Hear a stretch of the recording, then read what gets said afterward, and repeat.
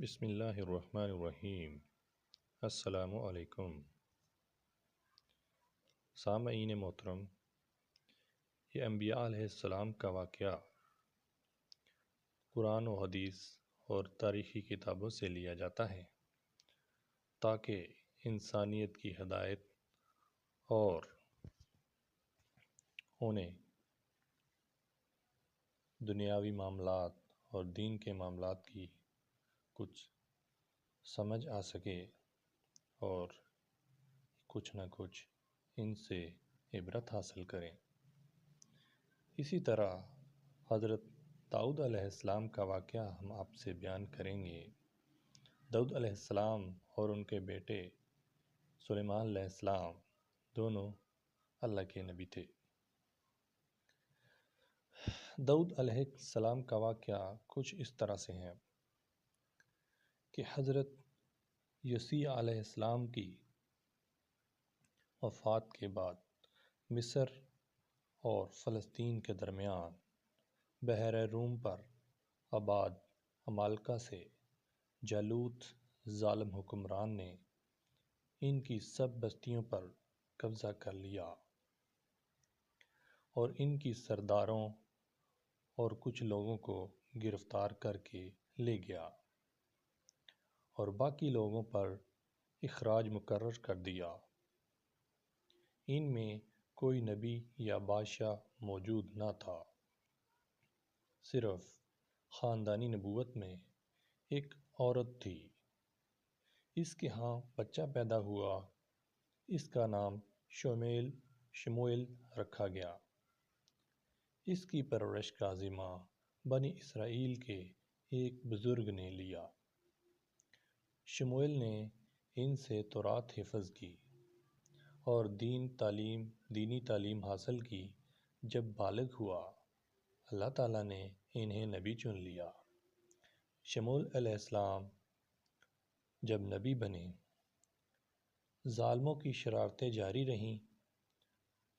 آخر بنی اسرائیل نے کہا، ہمارا کوئی بادشاہ نہیں، آپ ہم پر کوئی بادشاہ مقرر کریں تاکہ دشمنوں سے جہاد کر کے ہم امن پائیں۔ بنی اسرائیل کی اس بات پر شموئیل علیہ السلام نے کہا، مجھے ڈر ہے کہ جب بادشاہ مقرر ہو اور وہ تمہیں جہاد کا حکم دے تو تم بزدل ہی بن جاؤ۔ انہوں نے یقین دلایا ایسا نہیں ہو سکتا۔ پھر شموئیل علیہ السلام نے بادشاہ کے لیے طالوت کا نام تجویز کیا، مگر وہ کہنے لگے، وہ کیسے بادشاہ بن سکتا ہے؟ اس کے پاس دولت نہیں ہے۔ مطلب تھا کہ ہم سے کوئی بادشاہ بنے۔ بنی اسرائیل میں مدت سے نبی لادی خاندان، جو ان کی نبوت تھی وہ لادی خاندان کے پاس تھی، اور بادشاہت جو تھی وہ یہودا خاندان سے چلی آ رہی تھی۔ اب جب یہ بزرگی بنیامین کے خاندان کو ملی تو انہوں نے انکار کر دیا، کیونکہ جو طالوت تھا وہ بنیامین کے خاندان سے تعلق رکھتا تھا۔ مگر شموئیل علیہ السلام نے کہا، دولت کوئی درجہ نہیں رکھتی، جرت اللہ کا فرمان ہے، اس لیے جرت اور علم میں طالوت بہتر ہے۔ آخر بنی اسرائیل نے کہنا شروع کیا کہ اگر طالوت کا اللہ نے انتخاب کیا ہے تو کوئی نشان دکھائے۔ شموئیل علیہ السلام نے کہا، تابوت سکینہ اللہ طالوت کو دے گا، اور یہ بات اس طرح بھی ثابت ہو گئی کہ فرشتوں نے تابوت سکینہ لا کر طالوت کو پیش کر دیا۔ اس پر انہیں یقین ہوا کہ یہ اللہ کا فیصلہ ہے اور کامیابی کا یقین ہو گیا۔ طالوت اور جالوت کی جنگ۔ اس کا واقعہ اس طرح ہے، طالوت کو بادشاہ مان لیا اور طالوت نے جہاد کا اعلان کر دیا، مگر ساتھ ہی ایک شرط رکھ دی کہ راستے میں آنے والی ندی کو عبور کرتے ہوئے کوئی پانی نہ پیے۔ اگر زیادہ ہی پیاس ہو تو ایک گھونٹ پانی حلق سے تر کر لیں۔ حلق کو تر کرنے کے لیے ایک گھونٹ پی سکتے ہیں۔ ندی کے پار کرتے ہی جن لوگوں نے پانی پیا تھا کہنے لگے، جالوت سے بہادری کے ساتھ ہم لڑ نہیں سکتے،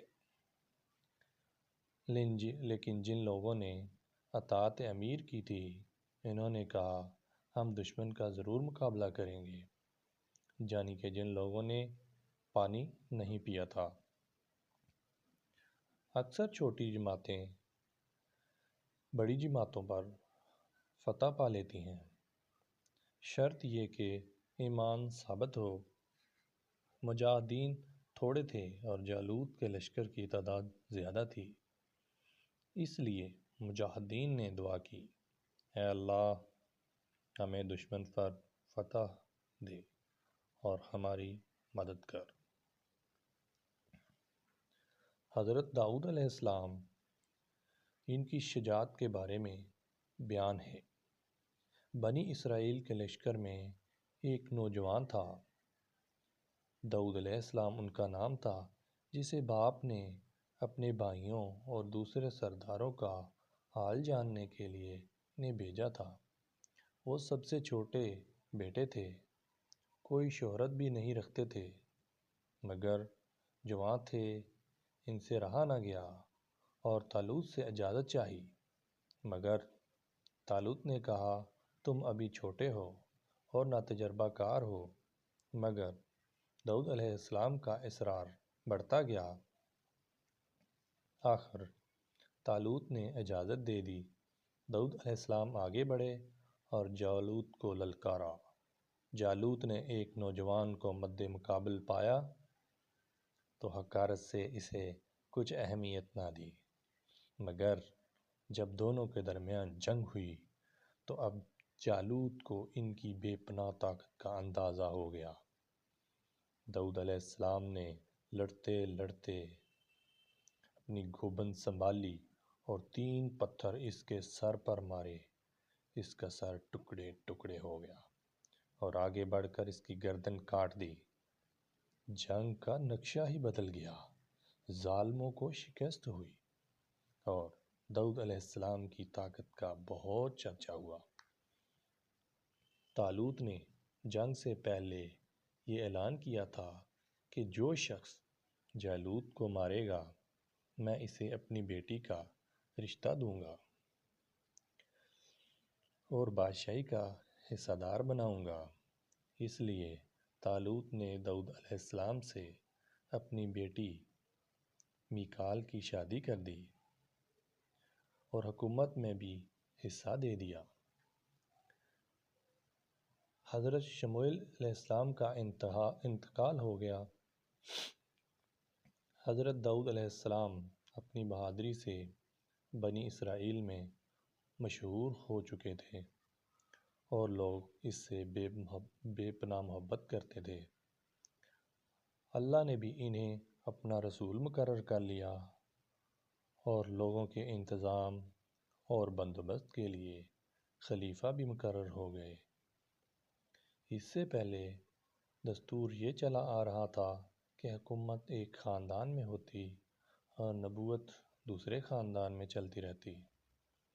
حضرت ابراہیم علیہ السلام کے خاندان میں داؤد علیہ السلام پہلے شخص تھے جنہیں اللہ نے نبوت اور حکومت دونوں چیزیں عطا کیں۔